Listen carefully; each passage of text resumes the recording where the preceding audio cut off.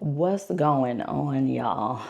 Let me tell you, I have a case of the Mondays for real. So I'm about to get a little transparent. So strap up. I've been back almost 3 weeks come Wednesday, and I am ready to go. I think being back, I was excited to be home, see my family, get stable internet, but I still have this like monkey on my back. And I don't even know if it's a monkey on my back or if it's just, really my spirit that I want something different. And what I feel right now is that gratitude and guilt. I'm holding both of them at the same time. I'm grateful for my family. I'm grateful for a loving husband, but I feel guilt because I want more. I want different. They're just things that I'm ready for a big change. I've gotten over the burnout. I'm better with managing my time, my emotions, my money. But I'm still very much in this transitional period. And I think as a Gen X woman, we're kind of changing in the narrative and shifting the landscape. I definitely see millennial women doing it, living authentically and unapologetically. I see more women waiting to have families. Some women are very vocal about not wanting to have a family. They aren't interested in having children. And I think that is great that you know yourself, because I feel like, for me, I've spoken about being the eldest daughter. I've spoken about having my first child when I was 19 and then having an 11-year gap between my children. So essentially starting over. So I've been taking care of people for my entire life. And, I was talking to my son a couple of days ago on Friday after we got back from the college visit. And and my daughter, actually, I talked to her, I think, Saturday or I don't know, recently. And I talked about how, I'm at this point in my life that I just really want to focus on me. With my daughter, I had her when I was in college and my mother told me I couldn't come home. So I had to grow up really fast and become responsible or more responsible than I had already been. And, it was rough. And that's why I have such a long gap in between the ages of my children, because I was like, this is not for the weak. This is now about sacrificing for somebody else. And I remember when she had turned 3, I had applied to the University of West Florida. My sister lived in Fort Walton Beach. University of West Florida is in Pensacola. But my sister was in Fort Walton Beach, and, we were real tight at the time. And, at that time, I wanted to go somewhere else. I've always wanted to live in California. My cousin and I said we were going to go out to California.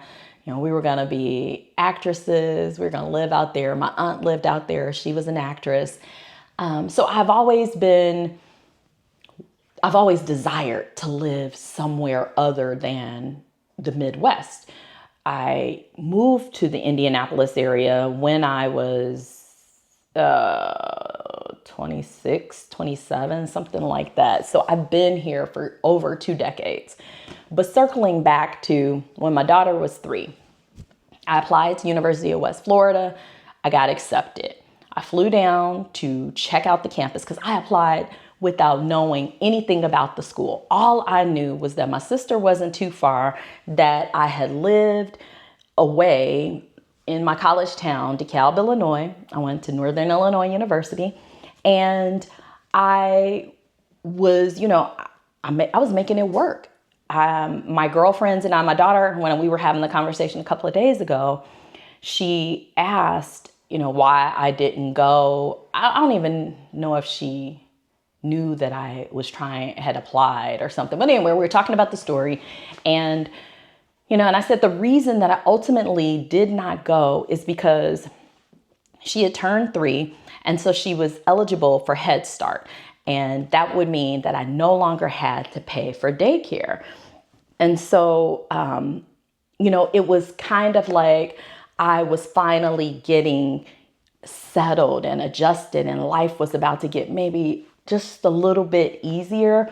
And the thought of having to go somewhere else and start completely over scared me at the time because, it had been rough as a single parent. So, then fast forward some years and, oh gosh, I think my daughter was in high school now and I had my son.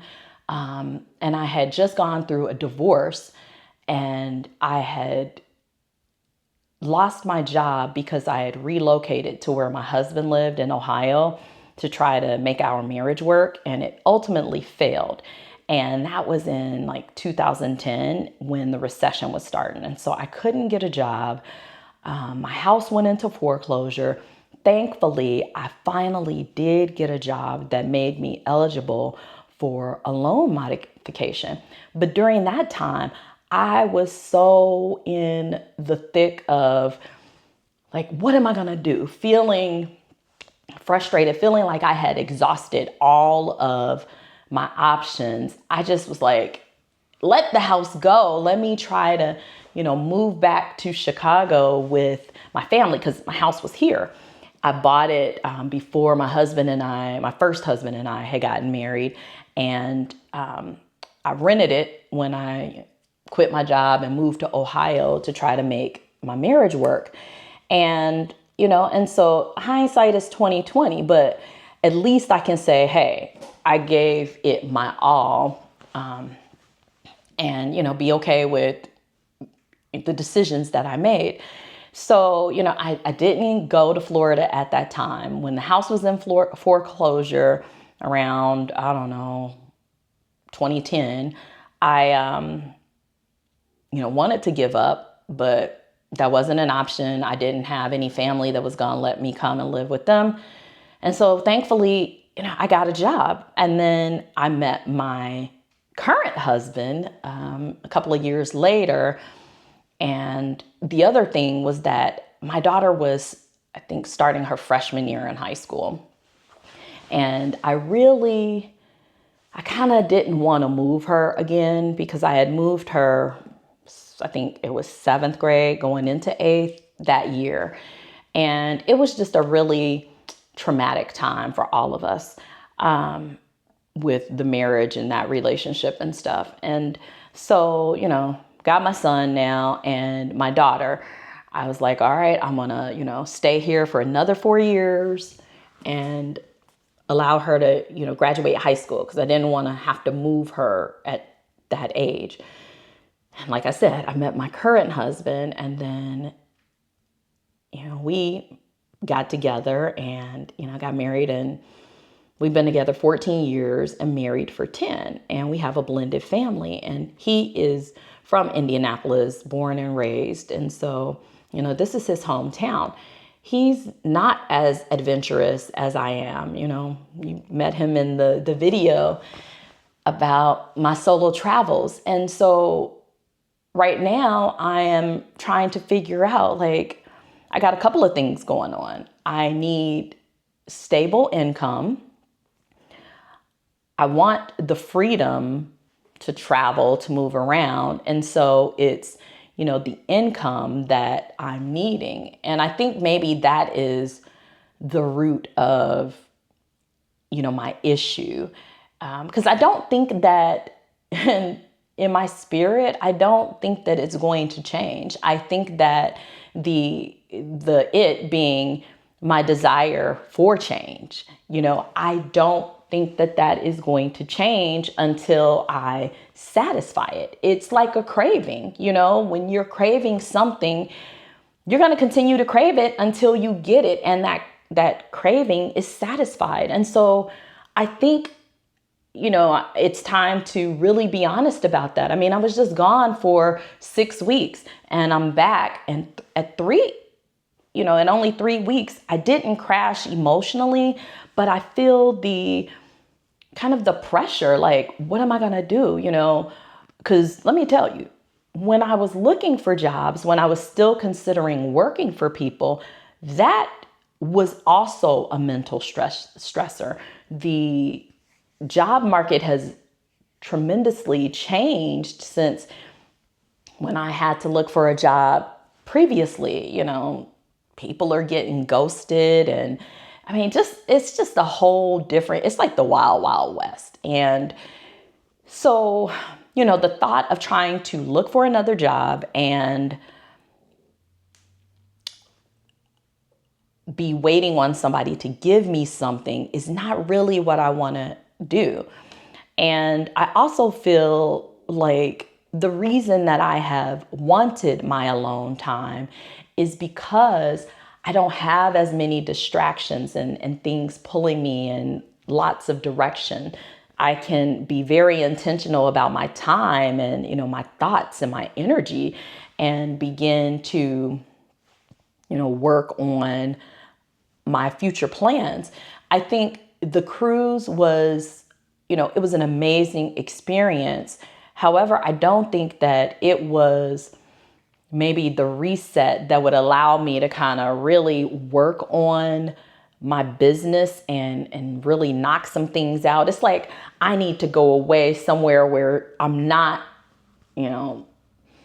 seeing people on a regular, every day, and talking with them, because I think an extrovert. I don't know. I'm kind of a hybrid. I'm part extrovert, but then part introvert. I think there's that time where I've recognized that when I've been gone from the house like too many days or whatever, I need to just be at home and kind of, regroup from all of the external stimulants and things of that nature. And so that has also been key in understanding, who I am at this point in my life. And so I think, I'm like, I need another trip or something, but I need to fly somewhere and be on land and just be in that place. With the cruise, it was a lot of movement, a lot of change, a lot of scenery and new experiences. And, it was just a lot. So it was nice to come back home, but now I'm feeling that pull again.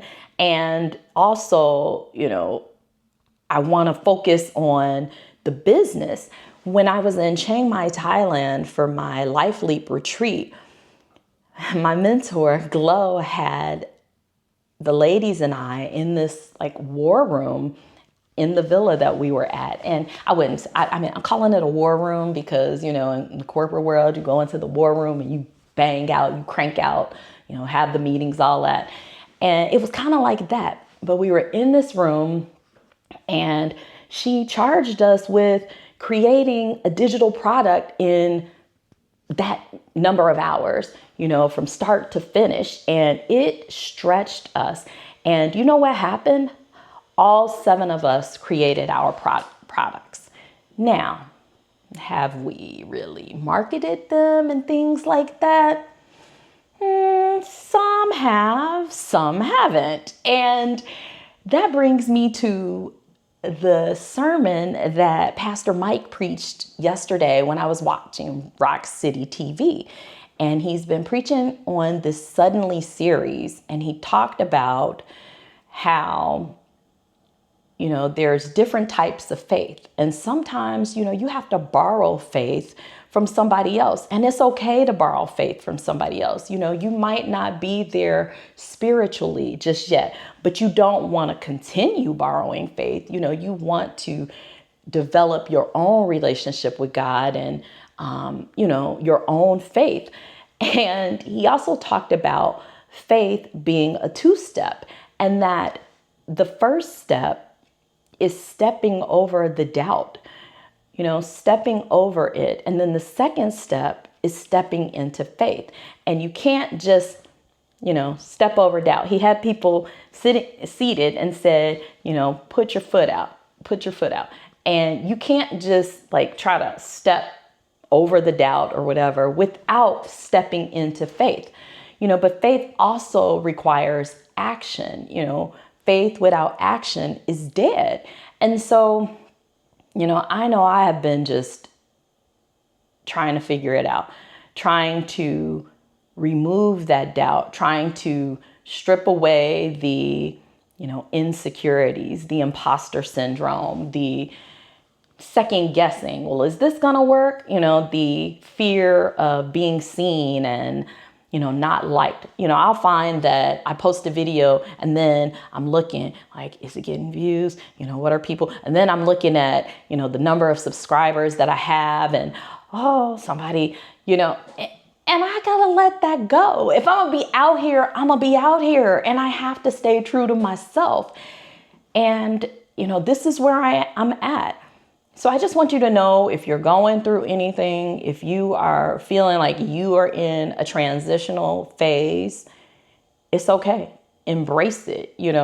Maybe try to figure out what is the root of what you're feeling. Maybe you don't know. Maybe you just feel like you're like in a slump this particular day and you're trying to find things to be grateful about, and it's a struggle. And you know what? That is okay, because we all have those days, those moments. We're human, and we have to give ourselves grace, but the key is not to stay there. It's to continue to move and trust, have faith in God, have faith in yourself.